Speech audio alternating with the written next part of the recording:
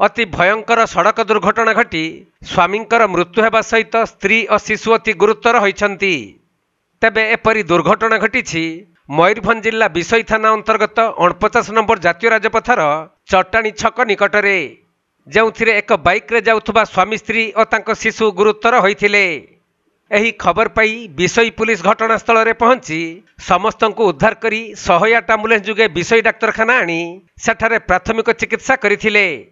परे समस्त को रायरंगपुर उपखंड चिकित्सालय को स्थानांतरित करा जाउथुवा बेले बाटरे स्वामींकर मृत्यु होइथिला। मृतक जनक हेउछंती पश्चिमबंग डेब्रा थाना अंतर्गत खास बजार अंचलर गोपाल सिंह। से एक मोटरसाइकेल जुगे निज स्त्री और पुओ को धरी केन्दुझर घर को फेरुथुवा बाटरे एहीपरी दुर्घटना घटिथिला। तेणु एही खबर पाइबा परे बिसई पुलिस घटनास्थल रे पहुंची तांको परिवार वर्ग को खबर देबा सहित केमिति दुर्घटना घटिला ताहार अधिक तदंत करुथुवा जଣା पड़िछि।